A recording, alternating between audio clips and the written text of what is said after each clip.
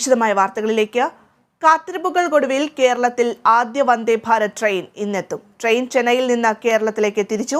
Coach ഫാക്ടറിയിൽ നിർമ്മിച്ച തീവണ്ടിക്ക് 16 ബോഗികളാണുള്ളത്. ഈ മാസം 25-ന് പ്രധാനമന്ത്രി ഫ്ലാഗ് ഓഫ് ചെയ്തേക്കും.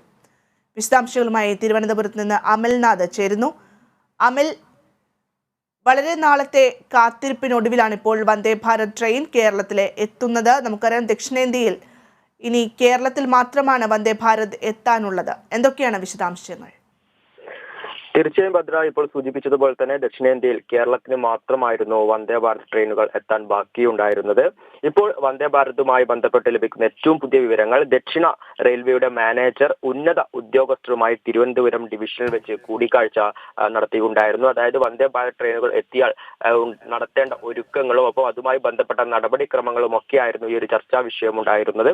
അതിന്റെ ഭാഗമായി ഇനി അടുത്ത നടപടി എന്ന് പറയുന്നത് നേരിട്ട് ട്രാക്ക് പരിശോധനയായിരിക്കും. ഈ ദക്ഷിണ റെയിൽവേയുടെ ചീഫ് തന്നെ നേരിട്ട് ട്രാക്ക് പരിശോധന നടത്തുമെന്നാണ് മനസ്സിലാക്കാൻ വേണ്ടി സാധിച്ചിട്ടുള്ളത്. പ്രത്യേക ട്രെയിനിൽ വന്ദേ ഭാരത് സഞ്ചരിക്കുന്ന റൂട്ടുകളൊക്കെയും സഞ്ചരിച്ചുകൊണ്ട് ട്രാക്ക് പരിശോധനയാകും. ഇപ്പോൾ അതിന് പ്രധാന കാരണം, മറ്റ് സംസ്ഥാനങ്ങളിലൂടെ സഞ്ചരിക്കുന്ന ഈ ട്രെയിൻ, അത് ഏകദേശം 160 കിലോമീറ്റർ വേഗതയിലാണ് ഈ ട്രെയിൻ സഞ്ചരിക്കുക. അത് കേരളത്തിലെ റെയിൽവേ ട്രാക്കുകളിൽ എത്ര വേഗതയിൽ സഞ്ചരിക്കാൻ പറ്റും എന്നതുപോലുള്ള കാര്യങ്ങളായിരിക്കും പരിശോധിക്കുക. അതിന്റെ പ്രധാന കാരണം എന്ന് വെച്ചാൽ കേരളത്തിന്റെ ദക്ഷിണ ഇന്ത്യയിലെ ട്രാക്കുകളുടെ ആ ഒരു സ്വഭാവ സവിശേഷത വെച്ച് നോക്കുകയാണെങ്കിൽ ഒരു 160 കിലോമീറ്റർ വേഗതയിൽ സഞ്ചരിക്കാനുള്ള സാധ്യതകൾ കുറവാണ്.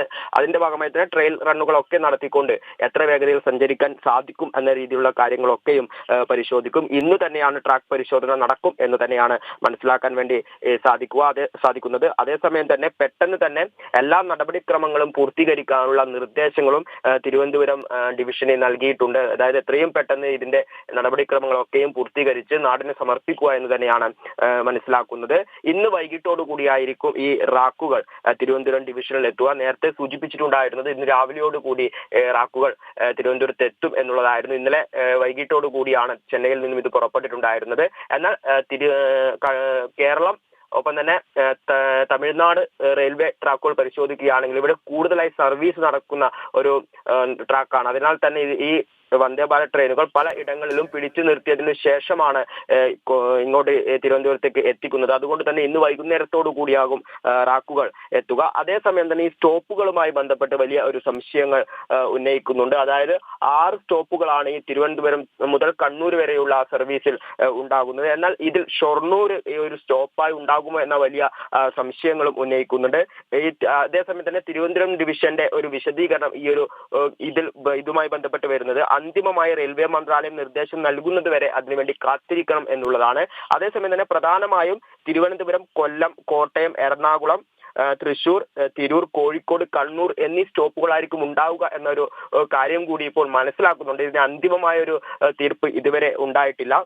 അതേസമയം തന്നെ ഈ ട്രയൽ റണ്ണുകൾ ഇപ്പോൾ സൂചിപ്പിച്ചതുപോലെ തന്നെ ട്രയൽ റണ്ണുകൾ നടക്കുമെന്ന് മനസ്സിലാക്കുന്നുണ്ട്. 22-നായിരിക്കും ഈ ട്രയൽ റണ്ണുകൾ നടക്കുക. ഈ ഒരു വന്ദേ ഭാരത് ട്രെയിനുകൾ വരുന്നതോടുകൂടി ഏകദേശം 100 കിലോമീറ്റർ വെറും 52 സെക്കൻഡിനുള്ളിൽ സഞ്ചരിച്ചു തീർക്കുവാൻ വേണ്ടി സാധിക്കും. അതേസമയം തന്നെ കേരളത്തിൽ ഇത് ഏകദേശം ഒരു 501 കിലോമീറ്റർ സഞ്ചരിക്കാൻ വേണ്ടി എടുക്കുന്ന സമയം 7.5 മണിക്കൂർ ആയിരിക്കുമെന്നാണ് മനസ്സിലാക്കുന്നത്. അതേസമയം തന്നെ ഈ ട്രെയിനിന്റെ 2 വശങ്ങളുമായി ഡ്രൈവർ ക്യാബിനുമുണ്ട്. അതുകൊണ്ട് തന്നെ പെട്ടെന്ന് തന്നെ സമയനഷ്ടം ഇല്ലാതെ തന്നെ ഇവ ദിശ മാറ്റിയെടുക്കുവാനും വേണ്ടി സാധിക്കുന്നുണ്ട്. ഈ കേരള ജനതയെ സംബന്ധിച്ചുകൊണ്ട് അവർ പ്രതീക്ഷിച്ച ഒരു കാര്യം തന്നെയാണ്. അതായത് അവരുടെ യാത്രാ സൗകര്യം എളുപ്പമാക്കാനുള്ള ഒരു കാര്യം തന്നെയാണ് ഈ ഒരു വന്ദേ ഭാരതിന്റെ ഫ്ലാഗ് ഓഫ് 25-ാം തീയതി പ്രധാനമന്ത്രി കേരളത്തിലെത്തി, അതായത് തിരുവനന്തപുരത്ത് വെച്ചാണ് നടത്തുന്നത്. ഭദ്ര, അമൽ, അതുപോലെ തന്നെ ഒരു ആശങ്ക നിലനിൽക്കുന്നത്, അത് കേരളത്തിലെ ഒരു ഭൂപ്രകൃതിക്ക് ഈ ഒരു ട്രെയിൻ, അതായത് 160 കിലോമീറ്റർ വേഗത എന്നാണ് പറയുന്നത്. പക്ഷെ അത് കേരളത്തിലെ ഭൂപ്രകൃതിക്ക് ആ ഒരു വേഗത അത് അനുയോജ്യമായിരിക്കില്ല എന്നൊരു ആശങ്ക കൂടി നിലനിൽക്കുന്നുണ്ട്.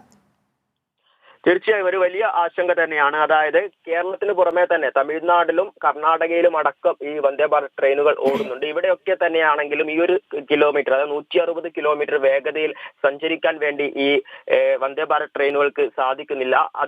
അതേപോലെ തന്നെ ആയിരിക്കും കേരളത്തിലും എന്നാണ് മനസ്സിലാക്കുന്നത്. ഇതിന്റെ പ്രധാന കാരണം എന്ന് പറഞ്ഞാൽ കേരളത്തിൽ, അതായത് തിരുവനന്തപുരം മുതൽ കണ്ണൂർ വരെയുള്ള ആ ഒരു ട്രാക്കുകൾ ഒന്ന് പരിശോധിക്കുകയാണെങ്കിൽ ഏകദേശം 36% ട്രാക്കുകളിലും വളവുകൾ വളവുകളാണ്. ഏകദേശം ഒരു 600 വളവുകളാണുള്ളത്. ഈ വളവുകളുള്ള റെയിൽപാളത്തിലൂടെ ഈ ഒരു 160 കിലോമീറ്ററിൽ സഞ്ചരിക്കാൻ വേണ്ടി സാധിക്കുമോ എന്നത് വലിയ സംശയമാണ്. അല്ല, സഞ്ചരിക്കാൻ സാധിക്കില്ല എന്ന് തന്നെയാണ് പറയാൻ സാധിക്കുന്നത്. അതേസമയം തന്നെ ട്രയൽ റണ്ണുകൾ നടത്തി ഏറ്റവും പ്രധാനമായി പരീക്ഷിക്കുക, ഏകദേശം ഒരു 90-100 കിലോമീറ്റർ വേഗതയിൽ സഞ്ചരിക്കാൻ വേണ്ടി സാധിക്കുമോ എന്ന് തന്നെയായിരിക്കും. ഈ ഒരു വേഗതയിലായിരിക്കും അങ്ങനെയെങ്കിൽ കേരളത്തിലെ ഈ ട്രാക്കുകൾ വഴി സഞ്ചരിക്കുക. ഇപ്പോൾ സൂചിപ്പിച്ചതുപോലെ തന്നെ വളവുകളും കയറ്റങ്ങളും ഒക്കെയുള്ള ട്രാക്കുകൾ ആയതാണ് ഇതിന്റെ പ്രധാന പ്രശ്നം. ഇതിന് സമാനമായി തന്നെയാണ് മറ്റു സംസ്ഥാനങ്ങളിലും ഇതേ ഒരു വേഗതയിൽ തന്നെയാണ് ഈ വന്ദേ ഭാരത് ട്രെയിനുകൾ സഞ്ചരിക്കുന്നത്. അതായത് ഏകദേശം ഒരു 100 കിലോമീറ്റർ വേഗതയിലാണ് ഈ ട്രെയിനുകൾ സഞ്ചരിക്കുന്നത്. ഭദ്ര.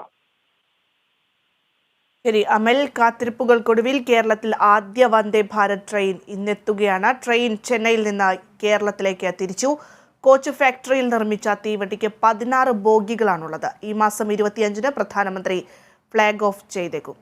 വിശദാംശങ്ങൾ നൽകിയത് അമൽനാഥാണ്.